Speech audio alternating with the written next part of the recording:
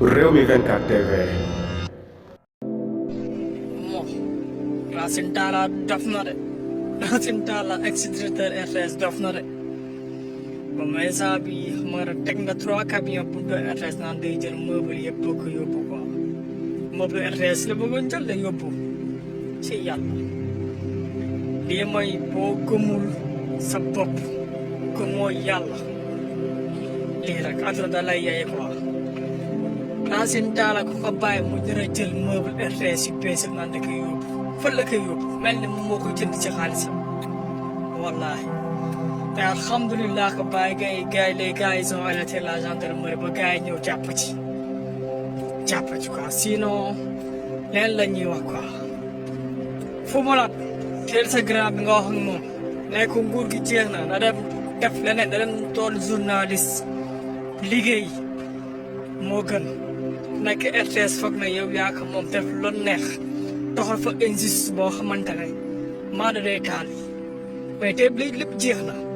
tey ñu nommé Pape Alé Niang rek nga jël 3 camions tekk bëgg a yóbbu moom lii foo koy yóbbu Racine Talla yi moom moo ko ci yàlla waaw mais kii nag kii sëgg nii kan la nii Yaxam Mbaye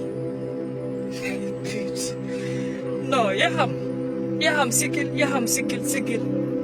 sikkil jarlu sëgg bi Yaxam fi ngeen nekkoon nekk le soleil dafa def lu neex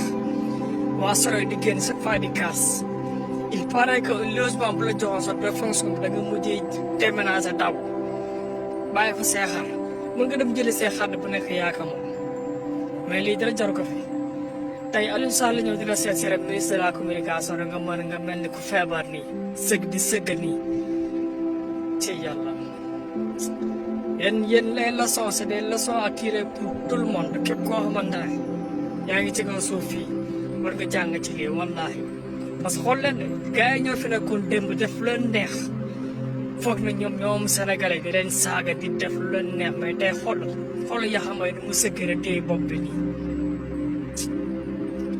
waaye wax na sama gars yoo xamante ne ñii di yuuxu naan non damay guñu def leen ndànk gis ngeen di di gis ni c'est des agences yoo xamante ne Sénégal la nekk te ay directeur lañ fay nommé ay patriote képp ku wóor si bopp nag demal nga poursuivre yónnee sa CV xamal ne président Ousmane Sonko ak Bassirou Diomaye fa ko séqal wallaahi ko ñemee demal di nga teel a xëy di nga yéex a wàcc ñoom ñu ngi fi rek te jàppal ne à tout moment corps de contrôle mën nañ fa jaar saytu li ngay liggéey kon direction yi ñuy nommé gars yi képp koo xamante ne xam nga yi maanaam foog nga ni yow mun nga fa ne yónnee sa CV parce que bari na man yi sa dafa bari quoi am na yoo xam ne war nañ ko supprimer dëkk mais comme direction yaay foofu noonu incha allah dañ fa nommé yi nit te comme que ñu fa nommé nag di nga wane ses preuves nekkatul lu nekkoon jeex na de nekk ci direction bi doo liggéey Macky Sall moo nommé sax ay ancien fecckat ci ay direction yoo xamante ne mooy loolu mais loolu jeex na ensemble ñuy liggéey képp ku nommé ci waa faire des preuves te Sénégalais ñoo fi nekk di juger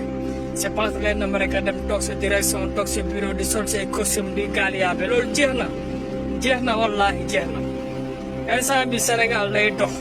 loolu moo tax képp koo mën a wóolu ko fa yónnee sa CV bu nekkee ñeme nga ko xamal ne di nga liggéey parce que Sonko mi ngi fi Diomaye mi ngi fi te gars yi ils vont guetter ils vont faire au grain di nga liggéey de corps de contrôle tamit nañ jaar di surveiller ni ngeen di liggéeyee képp ku lubal xaalis jàppal ne prison mu ngi lay xaar